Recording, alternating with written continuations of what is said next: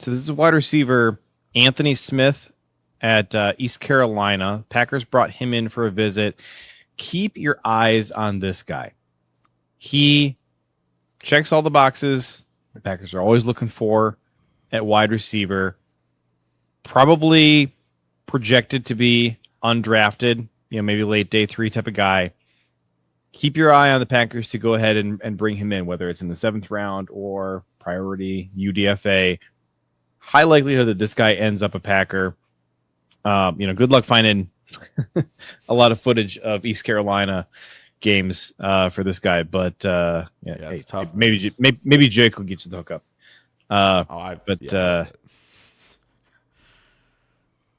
What you should do a video on him because he's going to be a Packer. I don't think I'm gonna.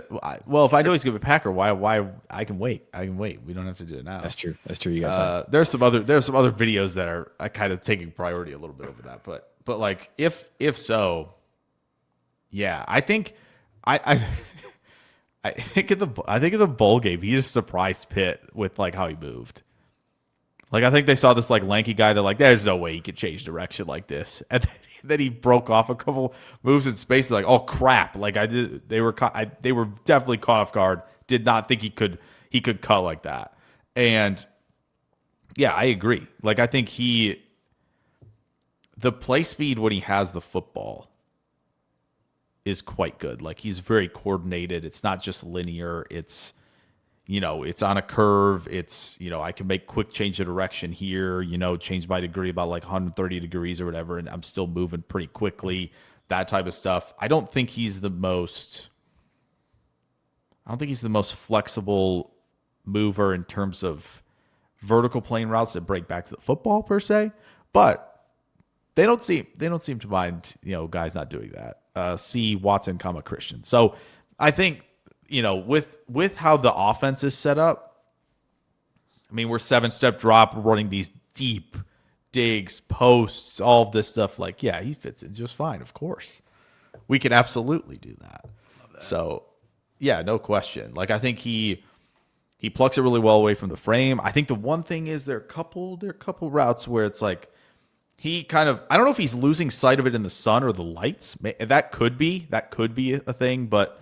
We got to battle through that, where he kind of like last second has to make an adjustment tracking it, where it was kind of like, oh, it very much had the vibes of like an outfielder who lost it for a second. And so a little weary on the tracking stuff, but maybe that's really just what it was. So, but again, he's in that, 6'2", 200. He's close to 200, I think. They're going to like that type of player. And yeah, this is very much their type. Very much their type. Slightly less their type would be Ted Hurst, but obviously this is a guy who we think is a lot more talented. We're talking about both these guys because they're both coming in for visits, top 30 visits with the Packers, 2 wide receivers that we've looked at so far. Can we talk tell for dude 3 minutes? To go first. I got to fan myself off. Hold on. Newt, give us a 3-minute. Oh, gosh. We may just give Jake a whole Ted Hurst episode like next week or something. So Newt, can you do Ted Hurst in 3 minutes for us? I will try my best. So 2 seasons at Valdosta. I realized I've never said this out loud. I just typed it out. Is that Valdosta State, which was D2 football before transferring to Georgia State. All Sun Belt first team this previous season. He was a Feldman's Freaks guy.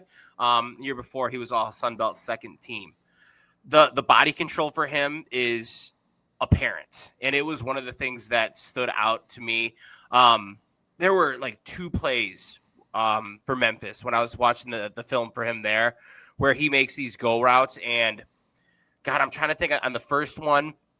I want to say he was able to split the defensive backs and make a beautiful catch over the middle. I think it got called back. 2 plays later, he says, I'm not losing that. And he just makes this incredible catch. Has to turn all the way around. It was kind of like thrown behind him. And it was just absolutely amazing to see. And so like right there, I was like, this guy understands like how to use his body and really how to be impressive at the catch point. I think the start-stop ability is there for him.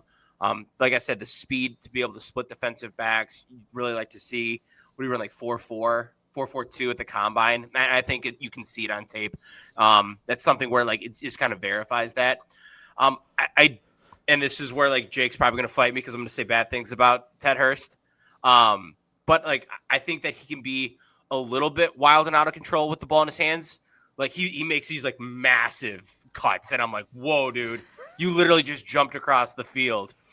And it's just like he's very, very active about trying to get down, but like it seems a little out of control. He doesn't have a ton of yak, and I think it kind of translates to that. He's got this really high missed tackles forced rate, but it takes him 3 seconds to force this missed tackle that I think guys close down on him. So I don't necessarily see the ability with the ball in his hands. And I do think that like he struggled a little bit to create separation when you see him against more of the top competition.